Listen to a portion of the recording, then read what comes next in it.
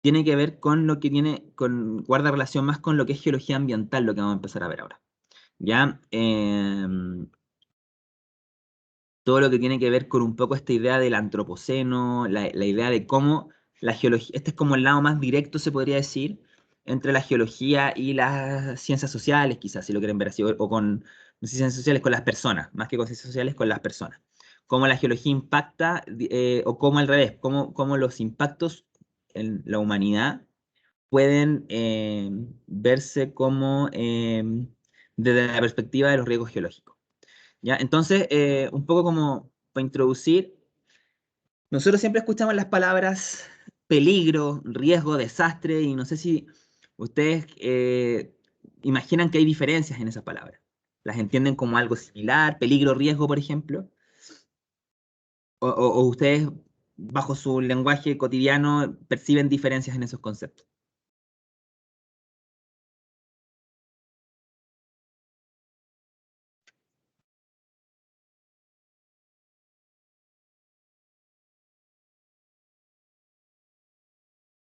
¿Están por ahí, chiquillos?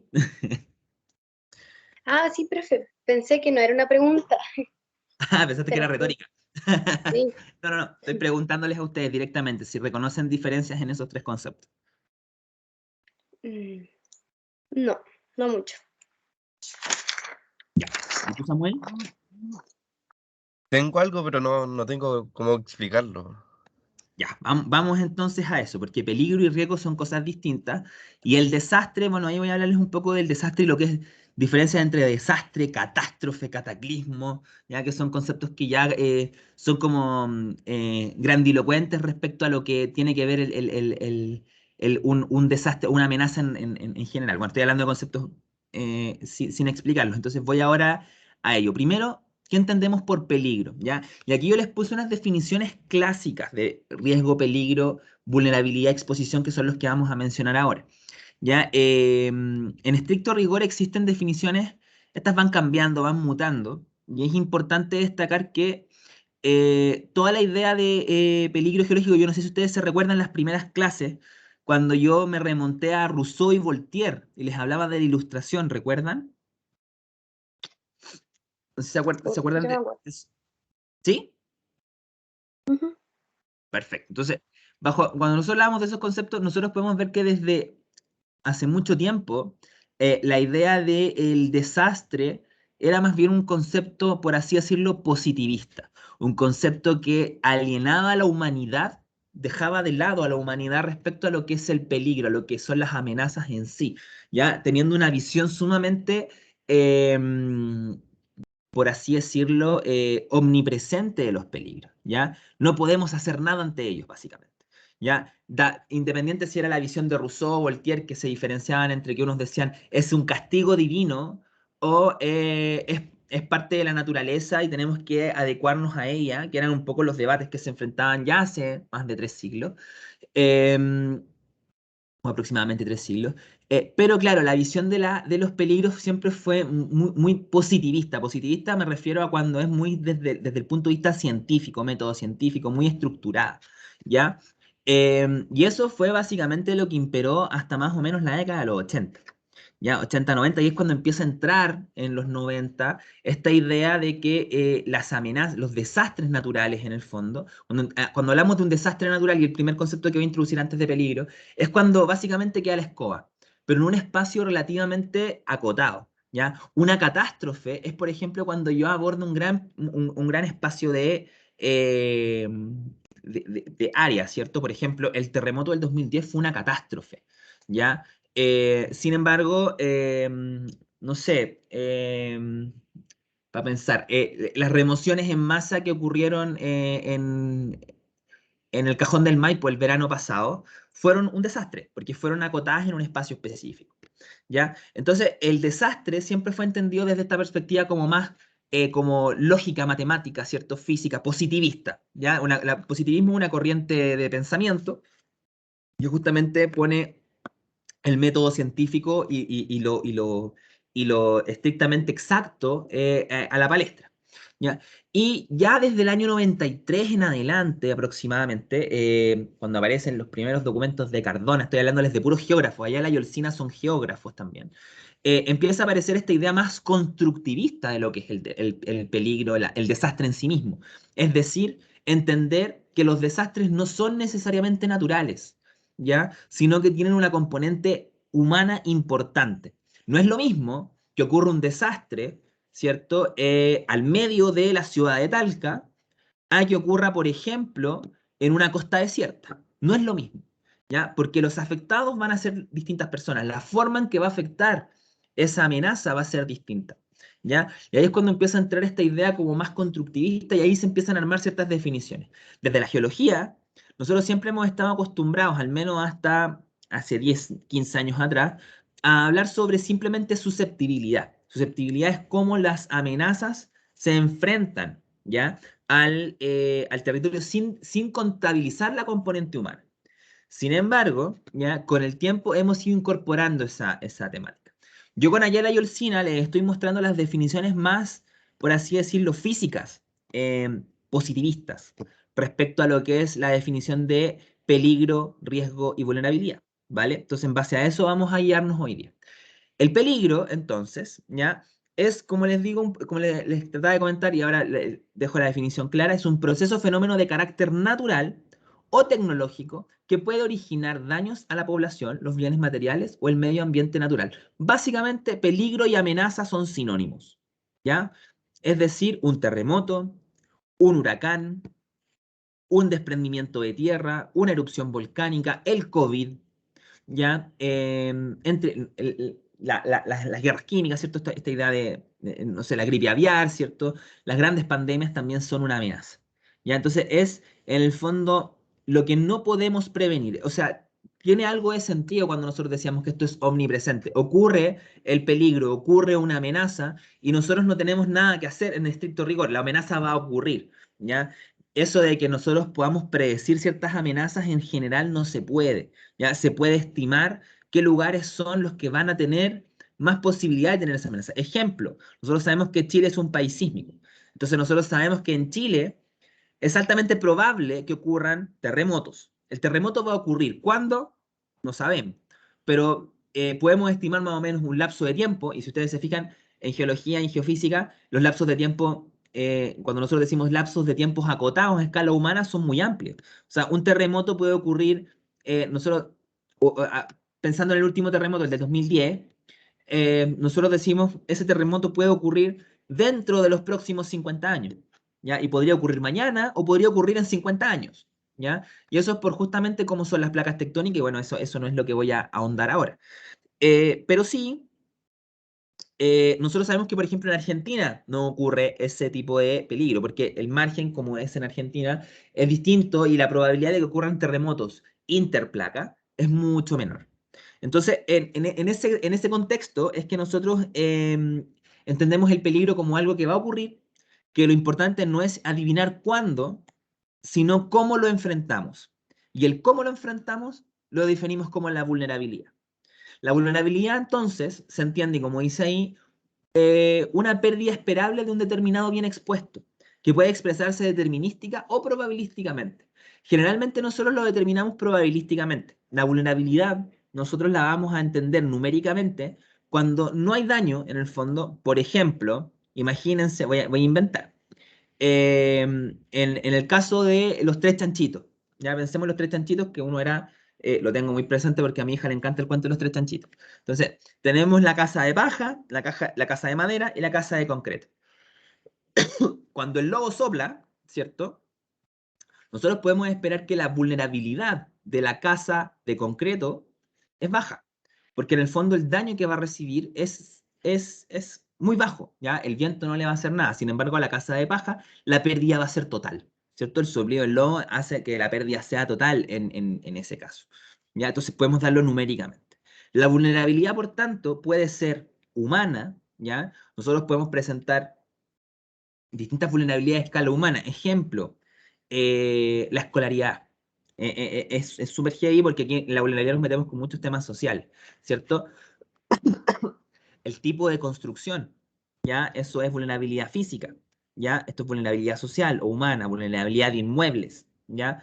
¿Qué más? Por ejemplo, la edad de las personas. No es lo mismo que escape en puros jóvenes a que escapen personas con problemas de movilidad, que sean personas postradas, por ejemplo. Eso va a cambiar las condiciones de vulnerabilidad. La vulnerabilidad física, por tanto, no es lo mismo que ocurra un terremoto en Chile a que ocurra un terremoto en Haití, lamentablemente, ¿cierto? O, por ejemplo, cuando ocurren ciertos movimientos tectónicos que no son esperados, ¿cierto? En Italia a veces ocurren en algunos Italia es un país sísmico igual, pero con diferencias a las de Chile. Y muchas veces nosotros escuchamos la noticia, oye, pero un 5,5 y los botos a piso. Bueno, porque tienen condiciones distintas. Los sismos son más intensos porque son más superficiales. Hay un montón de cosas ahí de variables que hay que considerar, pero que las construcciones muchas veces no están preparadas. Argentina, por ejemplo, no tiene construcciones preparadas para sismos, porque ellos no están acostumbrados a tener sismos, ¿ya? Después viene, por ejemplo, la vulnerabilidad económica, ¿ya? Donde nosotros vamos a ver que, por ejemplo, no es lo mismo que ocurra, si ocurre, por ejemplo, un gran incendio, no es lo mismo que ocurra en una comuna, por ejemplo, que tiene más recursos, a una comuna que tiene menos recursos. Todavía no me sé bien ese mapa en la región del Maule, pero, por ejemplo, no es lo mismo que ocurra un incendio o que ocurra un terremoto, ¿cierto? En el caso de Santiago, que sea, no sé, pues la comuna de Las Condes, a que sea, no sé, en la comuna de, no sé, voy a nombrar, Cernavia, por ejemplo, ¿ya? Por cómo son las condiciones, ¿ya? De justamente las condiciones económicas de cada comuna, ¿ya? El término de la respuesta, todo lo que pueda ocurrir ahí cambia, ¿ya?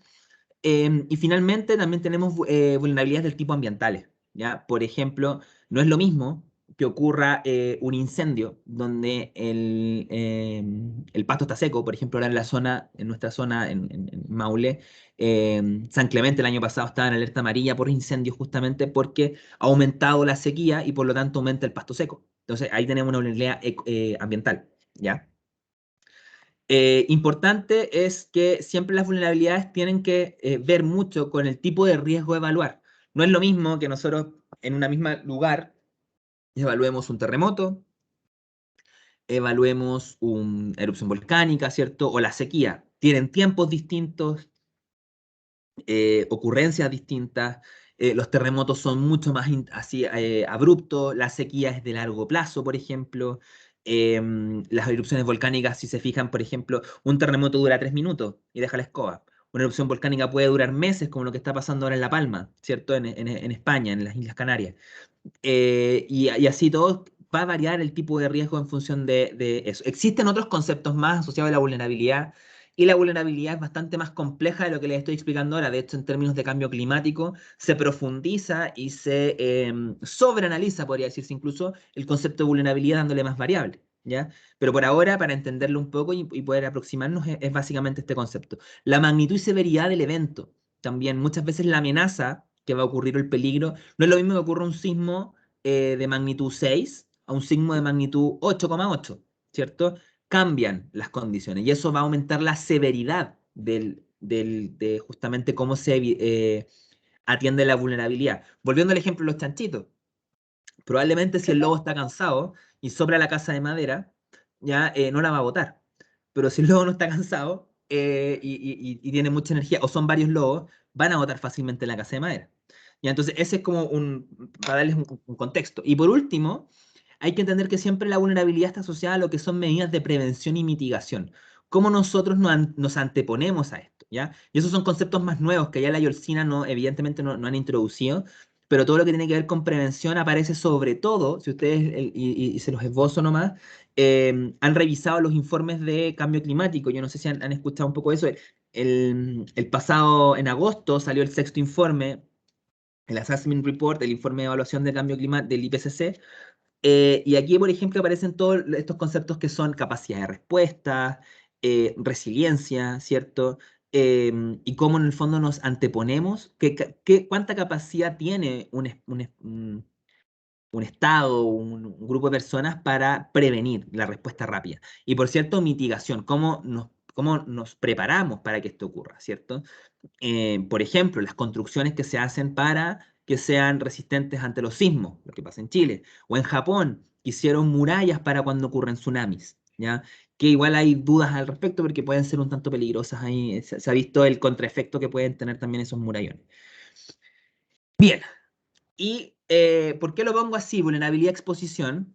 Porque la exposición depende del autor, y en este caso Ayala y Olcina lo hacen así, entienden la exposición como una subvariable de la vulnerabilidad, ¿ya? Pero en otros casos no se entiende como una subvariable, se entiende como una variable aparte, ¿ya? Pero guarda mucha relación también con este concepto, en el fondo es ver la magnitud, ¿ya? Es como que nosotros calculáramos el módulo,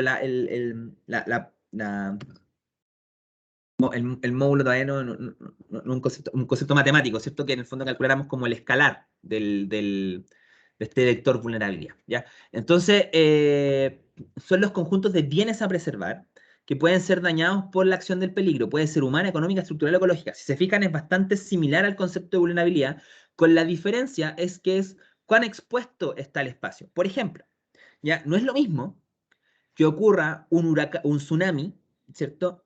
En el día, o un terremoto que ocurra en el día a que ocurra en la noche, ¿ya? No es lo mismo que ocurra un incendio en invierno a que ocurra un incendio en verano, ¿ya? Son en el fondo, puede variar la exposición en función del análisis que nosotros podemos tener de la vulnerabilidad. Piénsenlo, por ejemplo, en un terremoto, ¿ya? ¿Cierto? Que ocurre, imaginémonos, en cierta ciudad X, ¿ya? Y las casas que van a resistir ese terremoto son las casas que tengan mejores cimientos, ¿cierto? Pero, si por ejemplo ha pasado tiempo en algunas de esas casas que tienen buenos cimientos o no se han hecho las mantenciones respectivas, son casas que presentan mayor exposición, ¿ya? Entonces, ahí un poco para introducir ese concepto. ¿Qué pasó aquí? Exposición, ya, ahí está. Entonces, ¿qué vamos a entender por riesgo? ¿Ya? El riesgo, bueno, la definición que aparece ahí es daño o pérdida esperable a consecuencia de la acción de un peligro sobre un bien a preservar, sea la vida humana, los bienes económicos o el entorno natural. En otras palabras, ¿ya? El riesgo es la ponderación entre el peligro o amenaza y la vulnerabilidad. Entendiendo que la vulnerabilidad puede ser además estar en función de la exposición. O sea, podemos tener una vulnerabilidad que se mueve a más o menos dependiendo de la exposición. Entonces, los espacios que presenten baja vulnerabilidad van a presentar necesariamente un bajo riesgo. Los espacios que presenten una baja amenaza, por ejemplo, no sé, las erupciones del Villarrica no son altamente peligrosas, ya con respecto a otro tipo de erupciones. Puede ocurrir sí que una erupción del Villarrica, como la del 75, si mal no recuerdo, fue bastante peligrosa. Ya, la del 2015 también tuvo ciertas aproximaciones de mayor peligro, ¿cierto? Lo que hacen que, en el fondo, el riesgo para la población, ¿cierto?, pueda ser más alto en las zonas que están más habitadas, por ejemplo, ¿ya?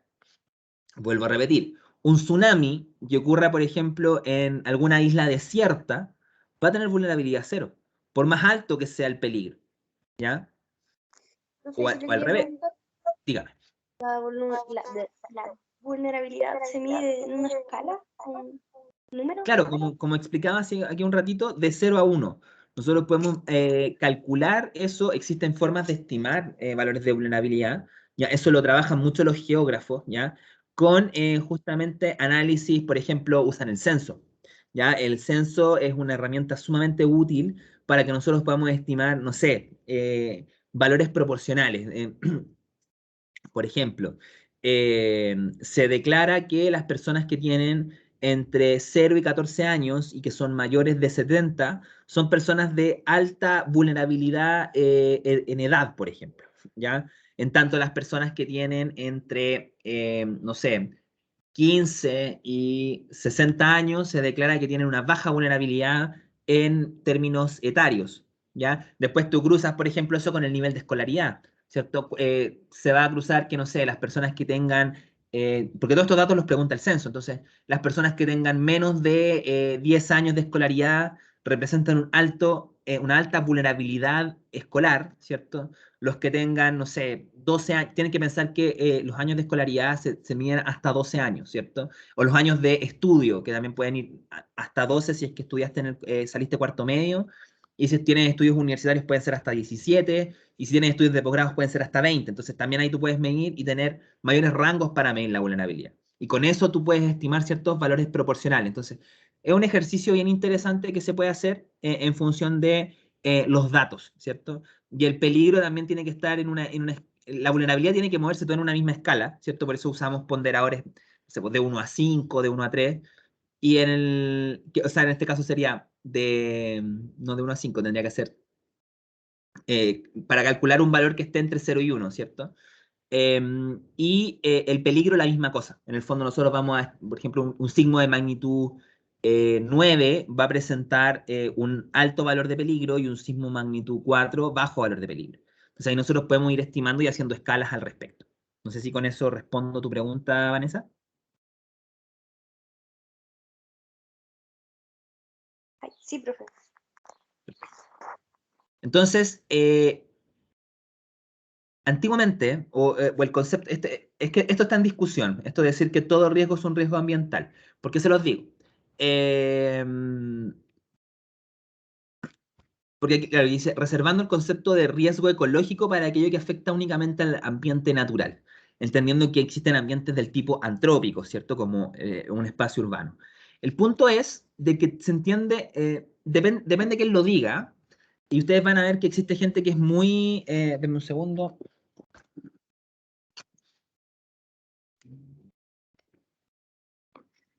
Gente que es muy enfática en plantear que el riesgo, ¿ya? O que el desastre, que los desastres no son naturales, ¿ya? Existe este documento de, si mal no recuerdo, Cardona, que sale en el año 1993, que es un documento amparado por la OEA, por el organismo de los estados, claro, de los estados americanos, ¿cierto? Em, en que justamente él plantea este discurso ya hace, estoy hablando, 27 años, 28 años, donde él dice, los desastres no son naturales. Eso es de los primeros documentos que aparecen al respecto, ¿ya? Y en general, desde las ciencias naturales, no sé, de las ciencias, claro, como la nuestra, las ciencias naturales, es más frecuente marcar esa distinción, porque en el fondo, para nosotros existen que los riesgos, las amenazas, los desastres, ocurren asociados no necesariamente como lo vimos recién, no necesariamente a una gran amenaza, un gran peligro, sino que también a cómo esté preparada la sociedad para recibir esa amenaza o peligro. Entonces se transfiere la responsabilidad a los estados, allá, a los líderes, ahora que justo vienen elecciones, es interesante discutir esto, porque justamente es una interpelación a cómo los estados están preparados para prevenir los riesgos. ¿Ya? Entonces, esa es como un poco la discusión. Sin embargo, por ejemplo, para los cientistas sociales, para los geógrafos, la geografía, recuerden que es una ciencia social, estos sociólogos, entre otros profesionales de las ciencias sociales, para ellos hacer esa distinción no tiene mucha relevancia, porque ellos entienden desde su perspectiva que todo es ambiental.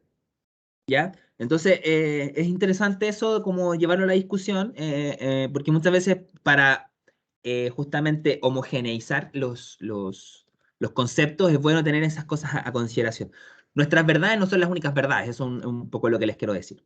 ¿Ya? Entonces, cuando hablamos de tipos de riesgos ambientales, ¿ya? Nosotros hablamos de los riesgos ambientales del tipo antrópico, como pareciera ser que es el COVID, ¿ya? Como por ejemplo, no sé, las bombas de Anthrax, ¿ya? Que se ha visto que son claro, amenazas, guerras bacteriológicas, ¿cierto? La contaminación, ¿cierto? La polución, el smog es un riesgo del tipo antrópico. O por ejemplo, la explosión lo que pasó en Hiroshima o lo que pasó en Chernobyl el 26 de abril del 86, ¿cierto? Claro, ocurre una explosión nuclear. Ese tipo de cosas vamos a entender como riesgos antrópicos. Podría también entenderse como riesgo antrópico, por ejemplo, las remociones de un tranque relave minero, ¿ya? Y que efectivamente podrían afectar a la población. ¿ya? Cosas, pero que en general son tipo tiene que existir una amenaza y tiene que haber un espacio vulnerable. Y eso es lo que entendemos como un riesgo del tipo antrópico, ¿ya? En cuanto a los riesgos que vamos a entender como naturales dentro de este concepto, van a estar los geológicos y los hidrometeorológicos. Los hidrometeorológicos los dejamos para el próximo semestre. Los geológicos quedan para este semestre, que son justamente los terremotos y tsunamis que vamos a ver hoy, y los peligros volcánicos. Importante destacar que aquí se hace la distinción entre geológicos e hidrometeorológicos, no porque estos no sean geológicos. De hecho, en el Cernagiomín, ya, entre otras entidades, trabajan mucho los riesgos del tipo hidrometeorológico, sobre todo lo que tiene que ver con remociones en masa, con aluviones, ¿ya? Desde la geología. ¿Por qué hago la distinción? Porque en el fondo vamos a entender un riesgo como geológico cuando ocurre de la litósfera para abajo, ya que en el fondo sus efectos son netamente perturbaciones de la litósfera o de lo que tiene que ver con la esfera terrestre. Y cuando nosotros hablamos de hidrometeorológico, estamos hablando de todo lo que tiene que ver con la componente atmosférica afectando la litosfera. ¿Se entiende? Entonces, por eso hacemos la distinción como tal, ¿ya? Pero podríamos decir que en el fondo todos estos tipos de riesgos son del tipo geológicos, ¿ya? Si lo quieren ver en la macroescala. ¿Ya? No sé si eso suena muy confuso, les genera alguna confusión, me pueden avisar. Entonces hoy día, como les decía, vamos a ver este tipo de riesgos, ¿ya? Y vamos a ver un poco lo que es un terremoto, ¿ya? Los terremotos básicamente se entienden como eh, existen varios tipos de terremotos en el fondo, ¿ya? Pero un terremoto en general tiene que ver cuando existe un movimiento y existe una resistencia a ese movimiento. Entonces, ¿qué pasa? Voy a hacer, ¿qué puedo usar que tenga acá? Ya. No sé si ven esto, ¿ya? Y me lo voy a poner ahí en la mano. Entonces, por ejemplo, los sismos que son de interplaca, cuando ocurre la subducción, esto va así. No sé si ven mis manos. ¿Se Sí, ven? profe. Ya. Cuando está ocurriendo la subducción, hay, por ejemplo, un bloque, porque se tienen que pensar que en el fondo el slab no es liso, ¿ya? No es ideal.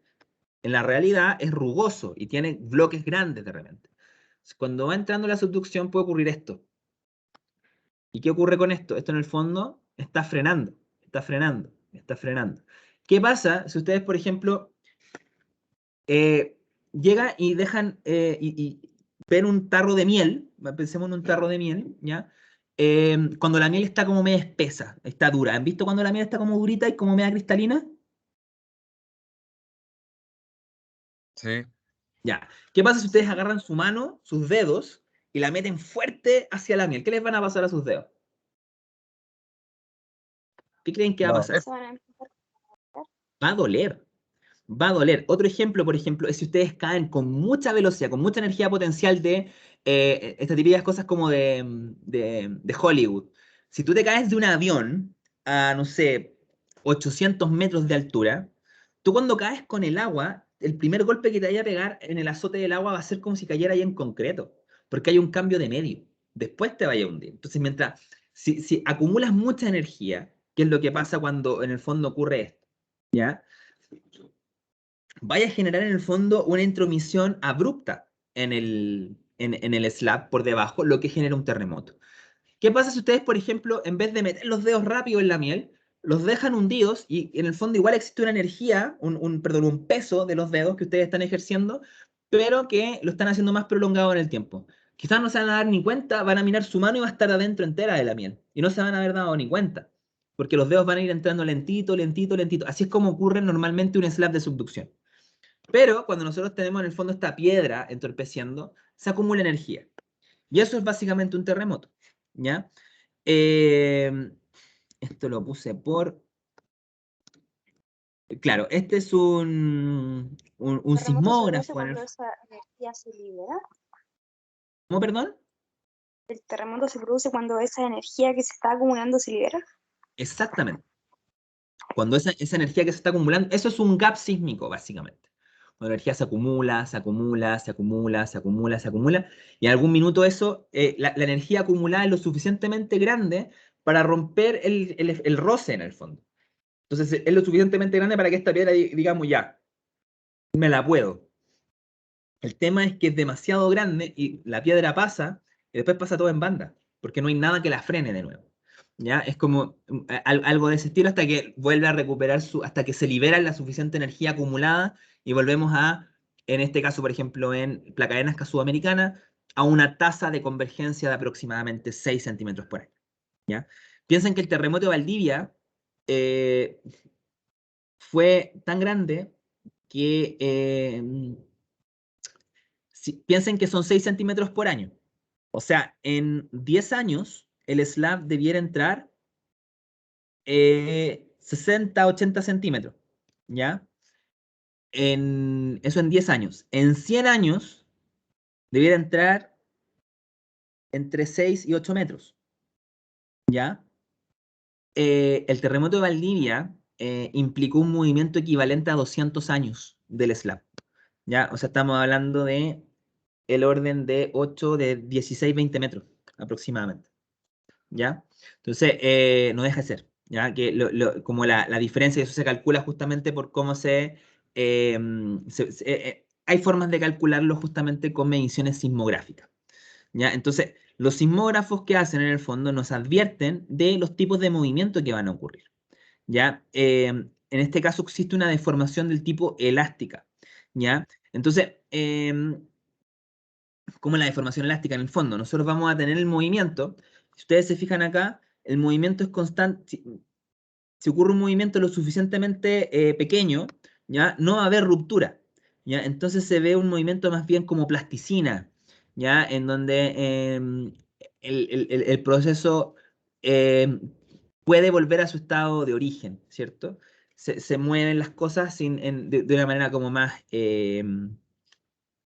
dúctil, ¿cierto? El punto es cuando ocurre ruptura, ¿ya? Y aquí nosotros, por ejemplo, vamos a ver en este caso, por ejemplo, aquí nosotros vamos, en estos casos de acá, si nosotros hacemos la comparación, el caso inicial, donde en el fondo empieza a ocurrir el movimiento, nosotros vamos a empezar a acumular estrés.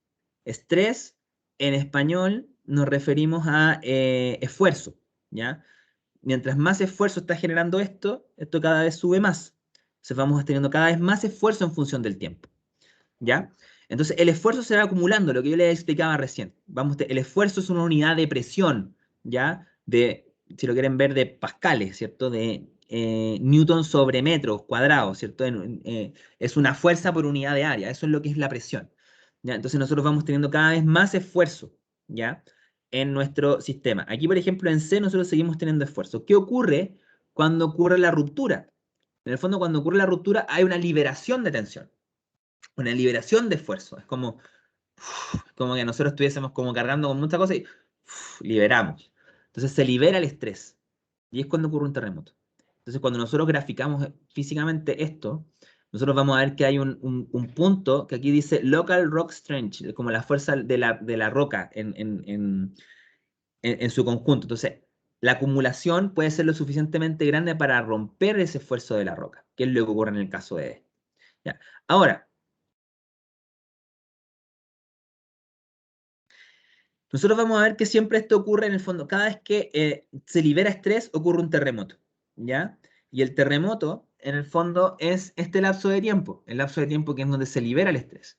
Y cada uno de estos lapsos es cuando se acumula energía, no hay terremoto, en estricto rigor, ¿ya? Y aquí tenemos un intervalo de recurrencia, que es lo que justamente nosotros calculamos con ciertos terremotos. Por ejemplo, el del 2010, nosotros podemos decir, ah, ya, el terremoto del 2010 ocurrió podría ser el mismo gap de 1985, podría ser el mismo gap de 1906 en Valparaíso, podría ser el gap del terremoto de 1822 también más o menos en las costas de Coquimbo, podría ser el mismo terremoto que ocurrió justamente en Concepción en 1833, 1835, por ahí ocurrió.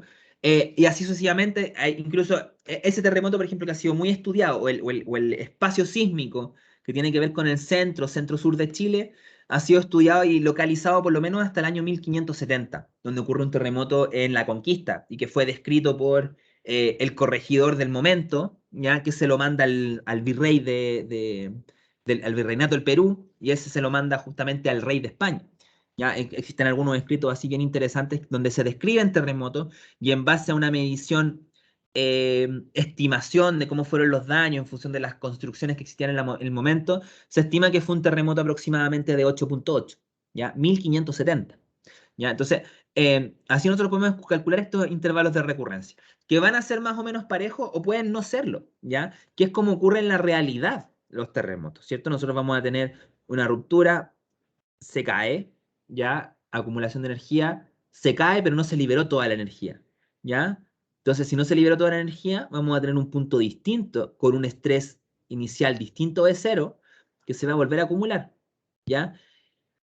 Y también puede ocurrir otra cosa, ¿ya? Así como ustedes están viendo aquí, que en el fondo los estrés no siempre se liberan 100%, cosa que ocurre muchas veces con los precursores, los terremotos, que en el fondo anteceden un terremoto, por ejemplo, el terremoto Valdivia, 2 días antes del 22 de mayo del 1960, eh, ocurrieron algunos terremotos del orden de 7.7, 7.5, y y existe la anécdota de que llegó un geofísico en aviones en esa fecha y dijo, no, ahora vienen las réplicas, ¿ya?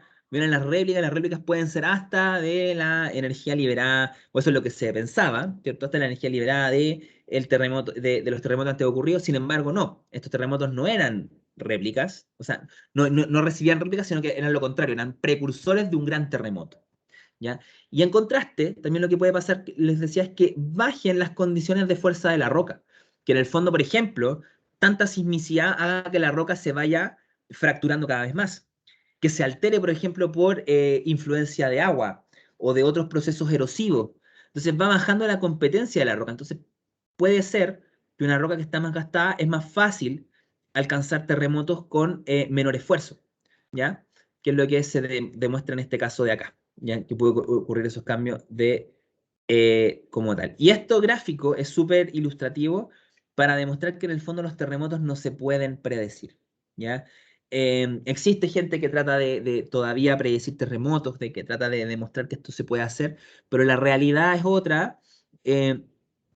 No hay forma de predecir los terremotos. Estos métodos que, no sé si ustedes han visto este famoso Haroldo Maciel, ¿cierto? Que lo vanagloria mucho Salfate. Muchas veces caen en pseudociencia, ¿cierto? Y estos análisis como estadísticos. O sea, créanme que existen muchos trabajos estadísticos en general que han tratado de determinar una causa-efecto de los terremotos, una forma de predecirlo. Y lo más cercano es lo que hizo un físico llamado Enrique Cordaro. Me hizo clases él, un gran físico, pero no sé qué tan buena persona, pero da lo mismo eso.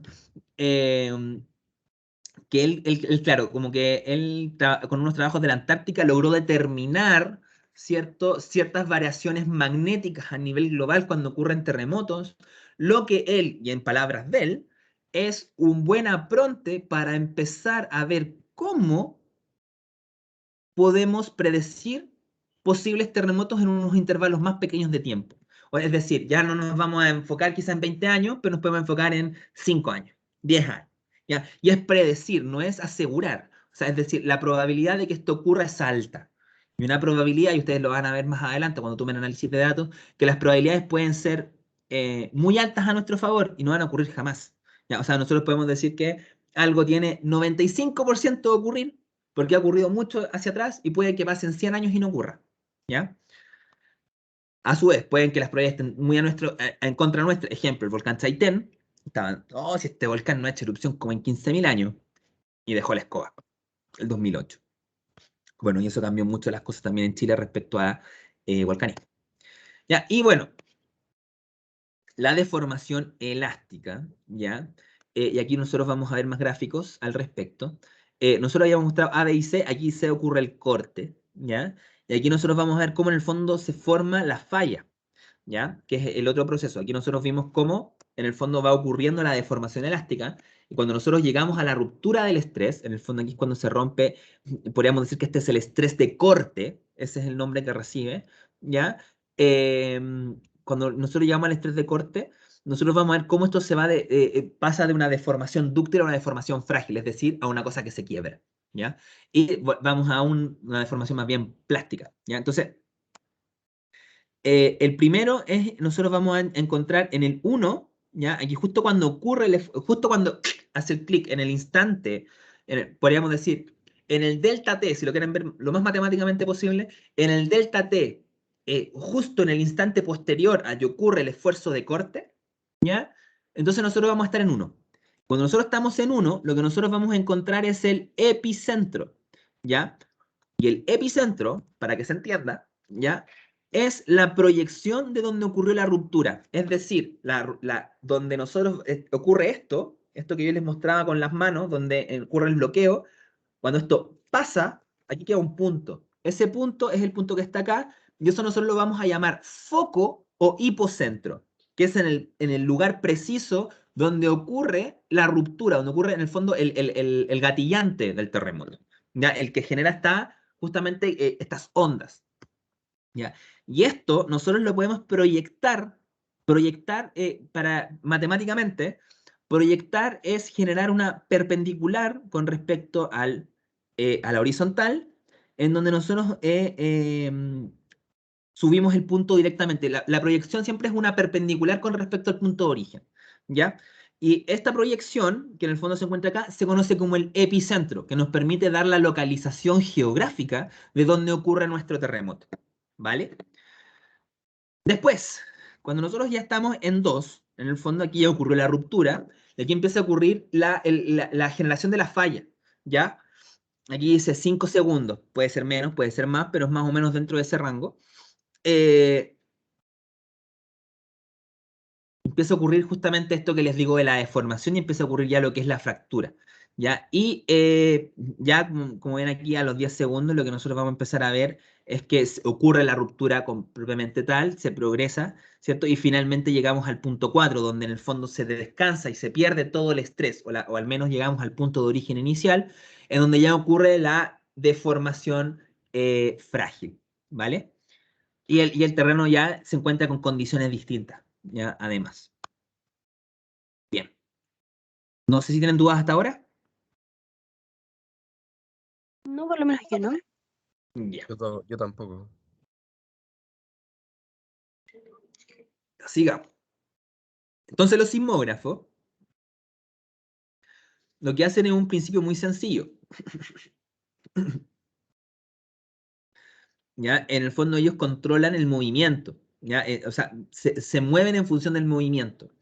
Y estos resortes que están aquí son súper importantes. ¿Por qué? Porque nosotros estos resortes en el fondo nos permiten ir dibujando en este papelito. Pero los resortes van a tener dos movimientos. Un movimiento que es perpendicular y un movimiento que es perpendicular y un movimiento que es horizontal. O dicho de otra forma, ya, que nos vamos a ir directo a eso, son las ondas que son longitudinales y las ondas que son transversales, ¿ya? ¿Qué conocen ustedes de ondas hasta ahora? ¿Cuántos tipos de ondas existen que ustedes conozcan? Yo conozco las ondas P, las ondas S, las de Love y las de Rayleigh, ¿se pronuncia? Las de Rayleigh, esas son las ondas sísmicas. Pero en Mm. general, por ejemplo, si nosotros hablamos de el sonido, ¿qué tipo de onda es? Mm. ¿Es Ay, no mecánica recuerdo eso. o es magnética, electromagnética? Electromagnética, ¿no? ¿El sonido? ¿Qué diferencia una onda mecánica de una onda electromagnética?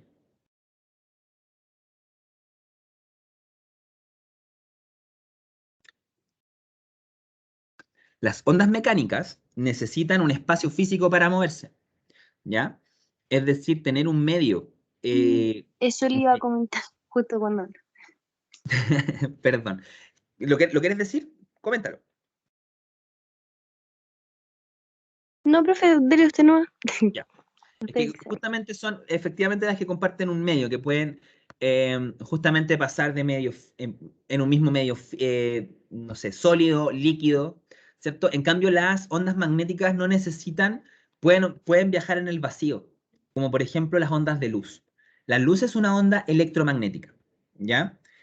Los campos magnéticos, ¿cierto? El campo magnético de la Tierra, por definición, es una onda electromagnética, ¿ya? Pero además, las ondas pueden ser longitudinales o transversales, ¿ya? Longitudinales es que viajan en función de la longitud de onda, ¿ya? Y transversales que viajan perpendiculares a ella, ¿ya? Entonces, es importante destacar que pueden existir los cuatro pares.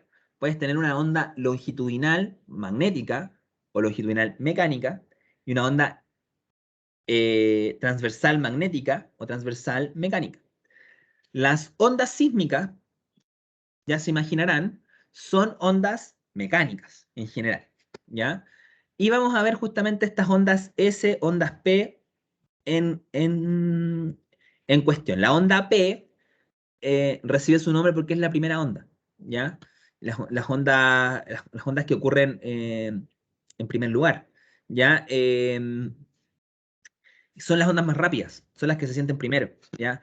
Pero no tienen una capacidad destructiva muy grande, ¿ya? Son las que llegan primero a los sismógrafos, ¿ya? Y se mueven justamente de manera longitudinal, como se observa en esta imagen, ¿ya? Es decir, si usted, dicho geométricamente, que sea longitudinal, es que cuando la onda se mueve, las rayitas siguen siendo paralelas, si ustedes se fijan, como que las líneas perpendiculares al movimiento se mantienen paralelas todo el rato. No hay una variación del ángulo. En contraste, una onda transversal no es paralela a la onda. Si ustedes se fijan, los ángulos de las líneas paralelas, que son perpendiculares al movimiento en el fondo, cambian su ángulo. No sé si se fijan la diferencia entre esa y esta de acá, ¿ya? Las ondas S son particularmente destructivas, ¿ya? Son las que se sienten segundo, las que llegan como con la olita, ¿ya? Del terremoto, propiamente tal, ¿ya? Y dentro de las ondas superficiales, que las nombró, la Vane nombró una, ¿cierto? Que son las ondas de Rayleigh, ¿ya? Que las tengo, no las tengo aquí, ya. Pero que en el fondo sí, son las ondas de Rayleigh, que son justamente estas ondas que se mueven de manera circular, ¿ya? Como se observa en esta imagen, ¿ya? La dirección de onda va para allá, y esto es muy parecido a que como que fuera una ola, ¿ya? Estas ocurren muchas veces muy en la superficie, ocurren en terremotos superficiales, pero también en terremotos de interplaca, donde ocurre primero la onda P, después la onda S, pueden venir también ondas de Rayleigh que son las más destructivas, ¿ya? Es importante destacar eso, que son las ondas que generan mayor destrucción, ¿ya? Aquí dice, in one type, the ground surface move in a rolling elliptical motion that decrease with depth beneath the surface, ¿cierto? Como que va cambiando la superficie. Y aquí tenemos un segundo tipo que es cuando en el fondo la Tierra se va moviendo de esta forma, ¿ya? Y en el fondo va como desordenando el bloque, ¿ya? Ambas son igualmente destructivas, ¿ya? Y ocurren muchas veces en contextos más bien de superficie, ¿ya? Bien, aquí, esto no recuerdo por qué lo puse. ¿Cuál dame es un la seg- más destructiva? Las de Rayleigh, después las ondas S, Ay, ¿ya? A ver, ¿esto por qué lo puse? Denme un segundo. Seismic wave from earthquake moves and centrically from the... Ah, ya, esto es cómo se triangula un terremoto, ¿ya? Cuando nosotros tenemos un terremoto, ¿ya? Y ocurre un terremoto como tal, existen distintos sismógrafos. No sé si ustedes han escuchado cuando ocurre, no sé, típico que cuando ocurre el terremoto del 2010 o cuando ocurre un terremoto en general en Chile, es como nos alertan de tal lado de que ya el terremoto no tiene tsunami o si tiene tsunami. ¿Y eso por qué ocurre? Porque en el fondo en el planeta existen muchos sismógrafos, ¿ya? Ubicados en distintas partes del mundo. En Chile hay no sé si hay uno o más de uno, no me acuerdo en este minuto, pero hay al menos un centro sismográfico que está en Santiago, ahí en el Centro Sismológico Nacional, que está en la Universidad de Chile, ahí en el Departamento de Geofísica, En Buche. en Buchef, justamente. Hay otro, por ejemplo, que se encuentra en Hawái, ¿ya? Y es bastante útil ese de Hawái. De hecho, ese de Hawái existe hace mucho tiempo y su existencia radica ante ciertos tsunamis que ocurrieron en esa fecha, producto de que murió mucha gente en Japón. Estos fueron instalados en el año 1946 más o menos, Y posterior a que se instaló ese sismógrafo, la mortandad en Japón, mortalidad, perdón, en Japón, producto de tsunamis bajó groseramente, ¿ya? Del orden de, antes morían, no sé, en el último tsunami, antes de instalar esa cuestión, existe el dato por ahí, lo puedo buscar después, se los puedo mandar, que murieron del orden de miles de personas y posterior a eso nunca más volvieron a morir del orden de cientos de personas, ¿ya? O sea, que bajó considerablemente la mortalidad. Pero, claro, nosotros para poder estimar cómo fue el sismo, en el fondo triangular el epicentro, ¿ya? Que es dónde fue el terremoto, necesitamos por lo menos,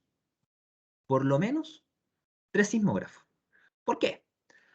Porque si nosotros con un sismógrafo, nosotros lo que vamos a determinar es un cierto perímetro en donde ocurrió el sismo, ¿ya?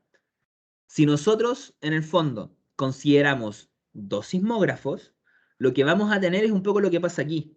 Imagínense que en el fondo tenemos el azul y tenemos el amarillo.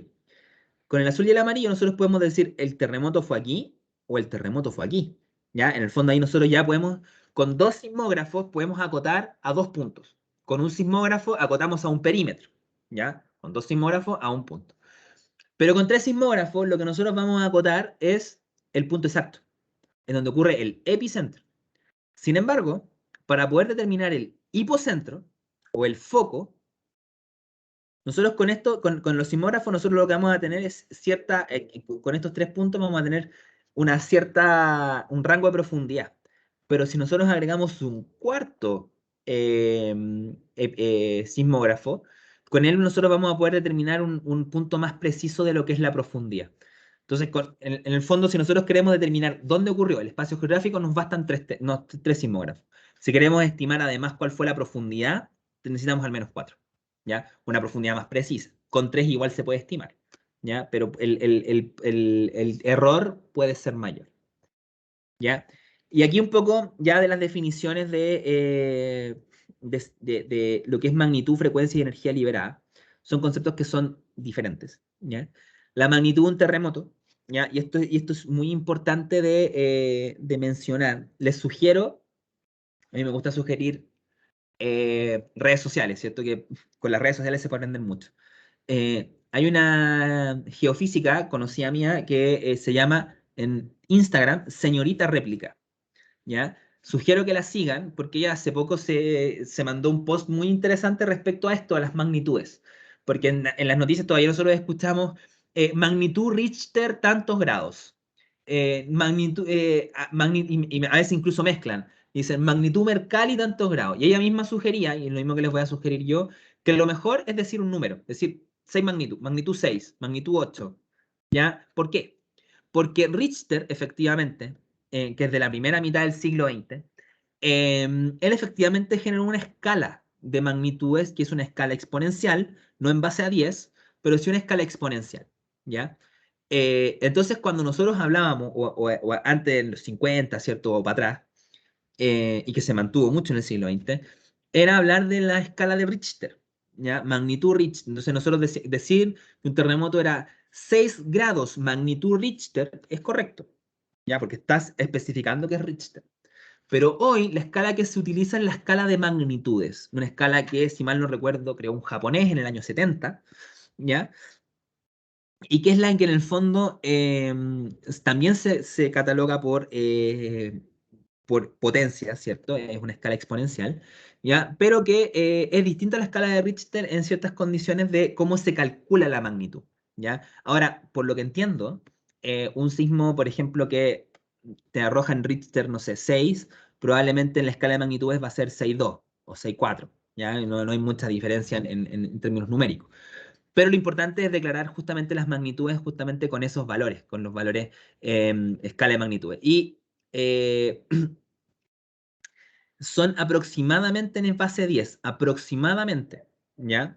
Eh, pero no, en realidad es un poco más, si mal no me acuerdo, es como, va variando, porque como es exponencial, se supone que entre, no sé, si mal no recuerdo, puedo estar inventando aquí, no me acuerdo exactamente, pero 20 terremotos magnitud 6 equivalen a uno magnitud 7, si mal no recuerdo, son como 45, magnitud 7, son magnitud 8, y así va como creciendo la escala. Pero si ustedes le quieren como eh, dar una connotación como de energía asociada, nosotros podemos ver las energías equivalentes, ¿ya? Y esta parte también del medio es súper interesante porque te dice cuántos terremotos ocurren por año de esa magnitud. Entonces, por ejemplo, terremotos, si ustedes se fijan, entre grado 2 y grado 4, en un año pueden ocurrir 1 millón de terremotos grado 2, pueden ocurrir 10.000 terremotos grado 4. En Chile, Chile está temblando todo el tiempo. Chile es un país súper vacilante, por así decirlo, ¿ya? Y todo lo que tiene que ver con el cinturón de fuego del Pacífico son eh, países, ¿cierto? Localidades, regiones que están en constante movimiento. En contraste, si ustedes se fijan, terremotos que sean 7 o mayor, que ocurran en un año es bastante difícil, ¿ya? Y aquí también pueden ver la equivalencia en energía, o sea, un terremoto pequeño es, por ejemplo, una descarga eléctrica, ¿cierto? Un tornado no muy fuerte, claro, un tornado promedio, ¿cierto? Puede ser un grado 5. Ahora, fíjense en algo interesante. La bomba Hiroshima, ¿ya? Lanzada en Hiroshima y Nagasaki en 1944, creo que estoy bien con las fechas, ocurre claro, esto ocurre hace ya casi un medio siglo, más de medio siglo, 70 años más o menos.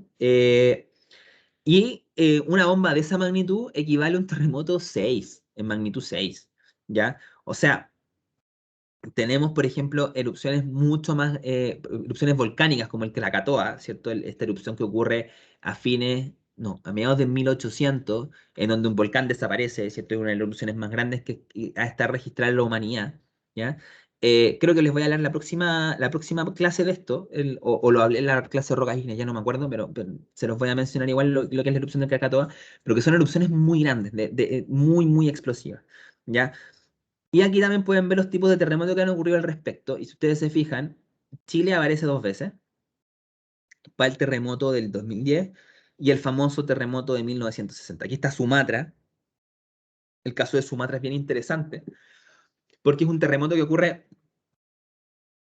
en las costas donde no se esperaba que ocurrieran terremotos, ¿ya? Y hay un estudio ahí en el 2005, 2006 salió un artículo en la revista Nature, ya que explicaba justamente esto de Sumatra. Sumatra hace 600 años, o sea, Sumatra en los últimos no sé cuántos, 200, 300 años, es que es habitado. Y el último gran tsunami que sufrió Sumatra fue hace 600 años. El tema es que como nadie había habitado ese tsunami, no había registro. Japón, por ejemplo, tiene un registro de tsunamis de hace más de 2000 años.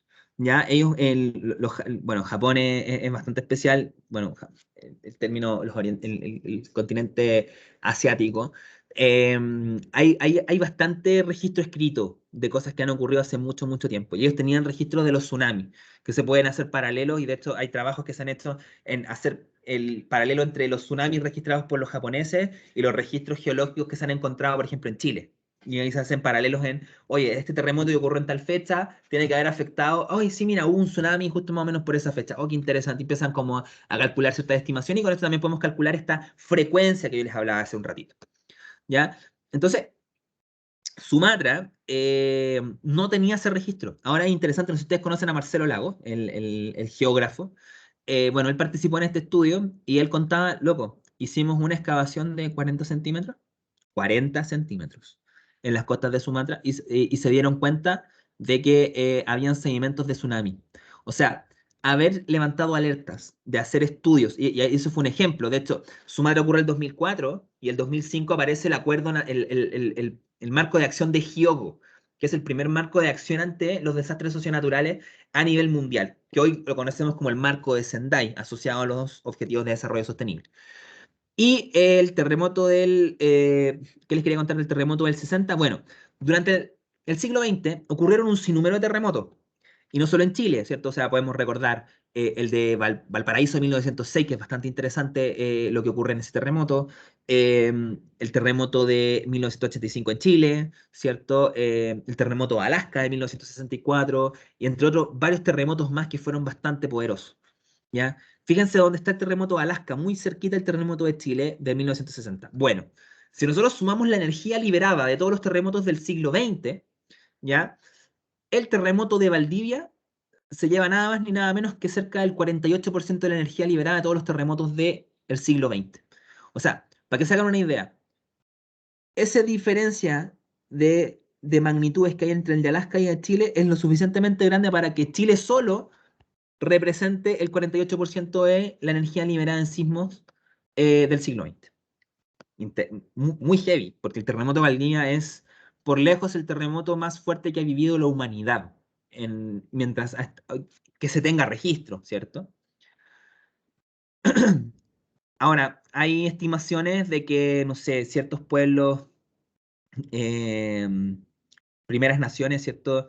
De hace 3.000, 2.000 años atrás, hayan vivido terremotos de similares características al de Valdivia en otras costas, ¿ya? Por si acaso. O sea, como que ya se han encontrado ciertos registros de cierta evidencia, pero que no es concluyente a decir, oye, fue lo suficientemente grande como el terremoto de Valdivia. ¿Ya? Y por otro lado está la intensidad, ¿ya? Ustedes van a escuchar muchas veces, yo creo, en la tele, o quizás van a ver algunos geofísicos, geólogos y geógrafos sumamente físicos o sumamente positivistas, quizás van a menospreciar la intensidad, ¿ya? Pero la intensidad es interesante bajo qué aspecto. Nos permite entender bajo una escala de percepción, ¿ya? Cuán fuerte puede ser un movimiento sísmico, ¿ya? La intensidad, a diferencia de la magnitud es una escala numérica que, cierto, va en ascenso, ¿cierto? Y numéricamente nosotros vamos a decir un magnitud 6 es más que un magnitud 5, ¿ya? La escala de intensidades también, el orden numérico es importante, pero estamos hablando de una escala nominal, ¿ya? Aquí no podemos estimar en rigor decir que un terremoto magnitud 8, por ejemplo, perdón, dije magnitud nuevamente, una intensidad 8, ¿ya? Va a ser de una magnitud más fuerte que una magnitud 6, porque ahí va a variar mucho la localidad en la que ocurre, ¿ya? Y las condiciones del terremoto que estén ocurriendo, ¿ya? Pero sí nos permite entender, oye, ¿sabéis que este terremoto fue fuerte? No, ¿sabéis que no fue tan fuerte? Y aquí, por ejemplo, aparecen distintas nociones, ¿cierto? Por aquí no me acuerdo si es el 3 o 4, que por ejemplo, creo que es el 3. No, no es el 3. Ay, no lo encuentro. Ninguna parte dice truck, camión. No, ya. Pero, por ejemplo, los intensidades 3, 4, creo que he dicho magnitud más de una oportunidad. Intensidad, chiquillo, intensidad. ¿Ya? Em, una intensidad 3, 4 es homologable, por ejemplo, cuando pasa un camión fuera de tu casa, ¿ya? Y se mueve un poco el piso, ¿ya? Entonces, ¿a qué quiero llegar? La intensidad, los valores, estos números de intensidad, no es que nosotros digamos una intensidad 3 es tanto más que una intensidad 2, no, es como la escala de Mohs, ¿ya? Nosotros no podemos decir, oye, tantas veces más es 3 que 2, pero sí podemos decir 3 es más que 2. Distinto es el caso de la magnitud, que nosotros podemos decir, magnitud 6 es tantas veces más que una magnitud 5. ¿Ya? Porque hay una escala numérica al respecto. Aquí simplemente es una escala nominal, ¿ya? Pero es relevante porque también es más cercana a la sociedad. Es mucho más fácil que nosotros le digamos a las personas, ¿cierto? A quienes no entienden de terremoto, oye, este sismo fue fuerte porque si se cayeron las copas de tu casa, que por aquí aparece, que creo que es magnitud 7, perdón, intensidad 7, estoy pegado con la magnitud, perdónenme, chiquillos. Intensidad 7 que es como que se te caigan las copas, ¿cierto? O que no sé, se rompa el piso, que eso se llama intensidad 8, 9, ¿cierto? Ese tipo de cosas son más fáciles de hacer sentido que nosotros digamos, no, es que este sismo fue más fuerte o tuvo más energía por respecto a este tipo de cosas. Eso es como un dato más físico, ¿ya? Y ya respecto a dónde ocurren los sismos, ¿ya? Es importante que nosotros veamos que existen distintos tipos de sismos y los vamos a describir ahora, con esto voy a ir terminando. Están los sismos superficiales, ¿ya? Que ocurren a menos de 50 kilómetros. Están los sismos profundos, ¿ya? Que ocurren entre 50 y 300 kilómetros. Y están los sismos de foco muy profundo, ¿ya? Donde ocurren a mayores de 300 kilómetros. ¿Por qué más o menos se dan esos rangos de profundidad? Bueno, porque en general la corteza superior, ¿ya? Tiene aproximadamente un espesor entre 40 y 70 kilómetros.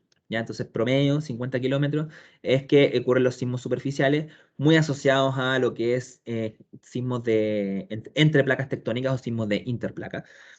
Y estos son más sismos de intraplaca, y ahí los voy a mencionar un ratito más. Y esto cuando ocurre muy profundo, es por ejemplo, si ustedes se fijan, aquí está Australia, ya, aquí está, por aquí está Japón, ya aquí, más o menos.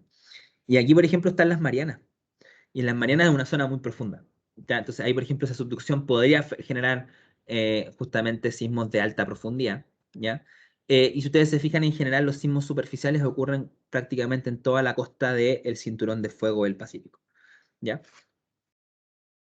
Lo que yo les contaba de Argentina, por ejemplo. Argentina no tiene sismicidad. Estados Unidos al Atlántico no tiene sismicidad. Europa, ¿dónde está? Aquí se me escapa Europa. Justo no se ve, pero España tampoco tiene sismicidad. ¿Ya? Entre otros lugares más. ¿Ya? ¿Por qué la puse 2 veces esta imagen? No lo sé. Bueno, zonas de subducción. El anillo de fuego del Pacífico está asociado a las zonas de subducción, ¿cierto? Aquí tenemos el anillo, ¿ya? Y los sismos pueden ocurrir tanto en márgenes convergentes como en márgenes divergentes. Eso también es importante. Ambos movimientos van a generar sismicidad, ¿ya? Los terremotos de interplaca, ¿ya? O entre placas, también se les conoce como los terremotos de subducción.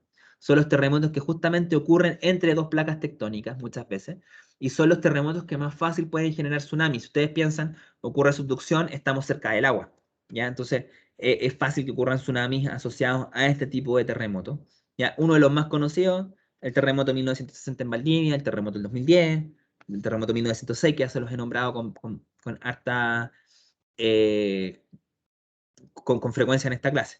¿Ya? Para que se hagan una idea del terremoto del Valdivia del 60 y se den cuenta de la magnitud nuevamente, porque ya se los dije como en palabras, pero se los quiero mostrar gráficamente. Me adelanté, perdón el spoiler. Este es el terremoto del 2010 y este es el tsunami o la proyección del tsunami que genera el terremoto del 2010.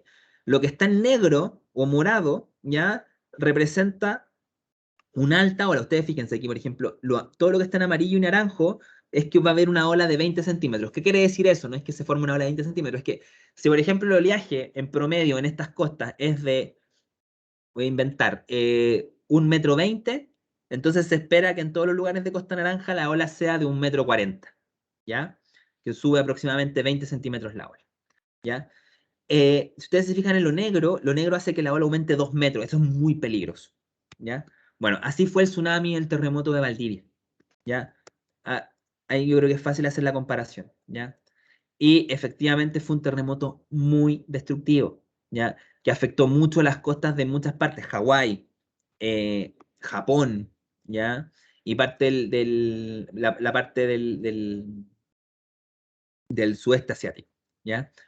El terremoto y los terremotos de intraplaca son terremotos que son un poquito más profundos, ¿ya?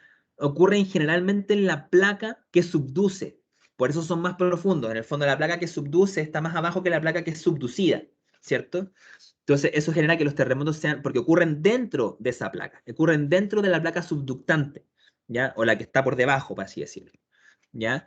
Y uno de los grandes ejemplos que tenemos en Chile de este tipo de terremoto, es el terremoto de Chillán de 1939. El terremoto que más gente ha matado en nuestro país, ¿ya? Las cifras alcanzan del orden de 33.000 muertos, ¿ya? Pero se estima que fueron muchos más. Eh, y bueno, esto trajo como consecuencia la creación de Corfo, la creación de lo que fue la previa del MIMBU, ¿cierto? Del Ministerio de Vivienda, ya justamente para generar herramientas para que la gente pudiese, en el fondo aquí hay un claro ejemplo de cómo afecta la vulnerabilidad de las personas. No había antecedentes respecto a este tipo de terremotos, Chillán no estaba preparado en ningún caso y se vino a piso, ya la ciudad entera. Y por último están los terremotos superficiales. Y estos son los terremotos que ocurren en superficie. Son terremotos que son intensos localmente, ¿ya? Son terremotos que no ocurren muchas veces a no más de 10 kilómetros de profundidad, ¿ya? Ojo que los sismos de interplaca también pueden ocurrir sumamente superficiales a menos de 20 kilómetros, ¿ya? Como ha sido el caso de algunos terremotos chiquititos que hemos sentido estos últimos años, hay que no son a más de 17, 20 kilómetros de profundidad, ¿ya? Ahora, estos son muy, muy por encima. Un ejemplo que tenemos en Chile es el terremoto que ocurre el 4 de septiembre de 1958, ¿ya? Este terremoto ocurre justo en las elecciones presidenciales del 4 de septiembre. Ante las elecciones, hasta el 71, las elecciones eran el 4 de septiembre, ¿ya? Y quien sale electo en estas elecciones es eh, Alessandri Rodríguez, ¿ya? Jorge Alessandri Rodríguez, el león, el hijo del león Alessandri Palma, ¿ya? Así le decían, ese era su apodo, ¿ya? El león de Tarapacá. Y sale electo en esta fecha, y lo interesante es que el terremoto, por ejemplo, el terremoto del 2010 ocurrió a las 3:30 de la mañana, 3:34 de la mañana. Eh, Eso fue, en términos de exposición, muy positivo, porque la gente se encontraba en sus casas, ¿ya? Y no en el trabajo. Claro, alguna gente se encontraba carreteando, pero no había mayor cantidad de gente en las calles. ¿Se imaginan ese terremoto ocurre a las 12 del día? A las 1 de la tarde. En Chile hemos tenido más o menos suerte con los terremotos en la hora en la que ocurren. Ya, no sé, pues el terremoto de 1906, el de Valdivia, perdón, de Valparaíso, ocurrió a eso de las 8 de la tarde, ¿ya? O el terremoto de 1985, que ocurre el 4 de marzo, ocurre también alrededor de en la mañana, ¿ya? No ocurren en las horas más peak, ¿ya? Hemos tenido suerte, ¿ya? Este terremoto ocurre en la mañana, en pleno proceso de elecciones presidenciales, y ocurrió en el Cajón del Maipo, ¿ya? Y esto es muy interesante. Este terremoto es superficial y fue de magnitud del orden de 7.7, un terremoto muy fuerte. Pero como fue superficial, como es un terremoto superficial, ya en Melipilla no se sentía. La gente que fue a votar a Santiago Centro no sintió el terremoto, porque fue sumamente localizado. Es un terremoto que ocurre muy superficial, entonces no se mueve mucho de los parámetros en donde ocurre. Rancagua recibió un poquito de impacto. Distinto del caso del terremoto, por ejemplo, el 2010 o el de Valdivia, que se sintió en cerca de 500 kilómetros alrededor, ¿ya? De donde ocurrió el sismo, ¿ya? Y podríamos decir que las elecciones presidenciales salvaron a la localidad del Volcán en el Cajón del Maipo, ¿ya? Porque en el fondo murieron solo 4 personas, ¿ya? Porque se encontraban pocas personas en... La mayoría votaba en Puente Alto. Entonces, eso fue bastante anecdótico para este terremoto, ¿ya? Y bueno, el concepto de desastre natural, y con esto ya voy cerrando, solo les quiero dejar esta gráfica como para que se hagan una idea. Esto muestra una gráfica entre los países desarrollados y en vías de desarrollo. O, developing es como en desarrollo y developed es desarrollado, ¿cierto? Y muestra en el fondo cantidad de personas que viven a menos de 100 kilómetros de una falla que puede producir un sismo de magnitud 7 en el mundo, ¿ya? Entonces, esto nos muestra que los países, que en el fondo nos muestra esta gráfica, ¿ya? Es que a medida que hemos ido avanzando en el tiempo, los países desarrollados evitan lugares de alto peligro, ¿ya? Lugares donde efectivamente podrían haber amenazas importantes, ¿ya? En cambio, nosotros, en países que van en vías de desarrollo, ocupan lugares que no están medidos, no tienen los planes reguladores bien hechos. Por ejemplo, el otro día yo escuchaba una charla que hablaba de la falla de San Ramón. Hace poco apareció una, no sé si ustedes conocen la falla de San Ramón, se encuentra en Santiago, ya cruza gran parte de Santiago, de la región metropolitana. Y es una falla que, claro, nunca ha tenido regulación para la construcción. Ahora hace poco se anunció de que el gobierno regional de Santiago iba a hacer modificaciones al respecto para que se pudiera utilizar, cambiar las normas de construcción en la zona. ¿Ya? El tema es que hay gente que es bastante agresiva con el discurso y dicen, oye, gran parte de esa zona no debiese estar habitada. ¿Ya? Y efectivamente es porque, claro, han formado, en Chile se han formado muchos asentamientos, ¿ya? De alguna forma, por así decirlo, no legales, ¿ya? Y con el tiempo los terminan legalizando. Entonces son zonas que fueron tomadas básicamente y que después se construyen casas en esa zona y finalmente se convierten en villas que hoy son villas legales, ¿cierto? Pero que nunca pasaron por este plan regulador. Y eso en Chile y en general en todos los países del sur, ¿ya? esto ha ido en aumento constantemente, ¿ya? Y esto es una proyección que se hace del 2010 al 2025, en que siguen habitándose. Entonces, en el fondo, no es, ya, esta es una gráfica muy interesante que te muestra que no es que así como trata de decir de repente Salfate u otros mentirosillos, oye, el planeta se está acabando, cada vez están ocurriendo más desastres naturales. No, los desastres siempre han ocurrido. La diferencia es que nosotros como humanos estamos habitando lugares que antes no habitábamos, entonces ahora nos damos cuenta que existen esos desastres naturales. ¿Ya? Y creo que, claro, esta era la otra cosa que les quería mostrar, que en el fondo justamente lo que yo les estaba diciendo recién. Los desastres naturales, conforme han ido aumentando la fecha, si ustedes se fijan, de 1980 en adelante, han aumentado la frecuencia de desastres naturales en el mundo. Entonces, eso no es porque ocurran más terremotos o ocurran más erupciones volcánicas, es porque los humanos nos estamos dando cuenta o estamos habitando lugares que antes no habitábamos y que ahora sufren este tipo de peligros. ¿Ya? Ahí les dejo los capítulos que utilicé principalmente para esta clase y bueno, eso un poco era lo de hoy. No sé si tienen alguna consulta o algo que comentar.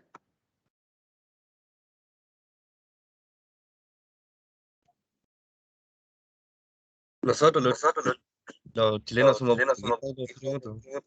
¿Cómo, cómo? Nosotros, los chilenos, somos oportunistas de los terremotos. ¿Por qué? Porque cuando se creó la Corfo, comenzaron el estado de bienestar. Sí, Para el terremoto de San Antonio, supuestamente el impuesto al combustible iba a ser para arreglar las carreteras. Y ahora con el terremoto del 2010 también pasó algo similar que o sea, aumentó el empleo, pero era porque veníamos de un desastre. sí. Sí, en términos, eso es algo que ocurre en general cuando ocurre un gran evento, ¿ya? Por ejemplo, cuando ocurre el terremoto de 1906 o pasan varias cosas, eso ocurre en Valdivia, en Valdivia, estoy clarito, en Valparaíso, y el mayor problema que tuvo ese terremoto no fue el terremoto en sí, fue que en esa época existían las lámparas a gas, la iluminación de la ciudad se hacía a gas con estas como lámparas de aceite también. Entonces, cuando ocurre el terremoto, el nochero había prendido todas las luces, con llama, con fuego. Entonces, el mayor problema que tuvo el terremoto de 1906 fue un incendio. Y no se quemaron las casas acaudaladas, por así decirlo. Se quemaron los conventillos. Si ustedes saben, el concepto de conventillo es muy parecido al concepto de favela o al concepto de campamento, ¿cierto? Donde son casas donde hay mucho hacinamiento, muchas personas viviendo en pocos metros cuadrados, y eso genera justamente problemas sociales. Y, por ejemplo, para ese terremoto de 1906 fue súper complicado. Varias cosas. Primero, Valparaíso, perdón, se pintaba como un gran puerto, como uno de los mejores puertos de... Bueno, tanto para Valdivia como para Valparaíso les pasó eso. La economía en Valdivia cambió. Después del terremoto de 1960, todo el textil era una potencia textil, lo que era Valdivia, se fue a pique. O sea, nunca volvió a retomar eso. Y a Valparaíso en 1906 le pasó algo similar, o sea, estaba pensándose como el gran puerto del eje Pacífico. Finalmente ocurre este terremoto, 1906, 1908, muere Pedro Montt, el presidente de Chile en ese entonces, y asume otro presidente en esa época que da la escoba, nadie se hace cargo del problema, y finalmente en 1914 viene el Canal de Panamá. Entonces, la pobreza en Valparaíso creció groseramente producto del terremoto, ¿ya? Y es por eso también que el puerto nunca se remontó como tal. O sea, si tú miráis el puerto de Valparaíso, viene siendo como de esta como lógica eh, de mucha pobreza desde hace mucho tiempo, ya más de un siglo. Y claro, nadie tomó las alternativas del asunto. Sí, lo que pasó, lo positivo ahí, fue que se crea el Centro Sismológico Nacional a raíz de ese terremoto. ¿Ya? Y eso sí genera empleo, sí genera oportunidades. Ahora, ¿para quiénes? claro, ahí también viene como la otra patita, como quienes se hacen cargo, cómo se hacen cargo. A Chile le llegó Tontolumazo después del terremoto del 2010, de parte de organismos internacionales, por no haber tomado los resguardos en el minuto.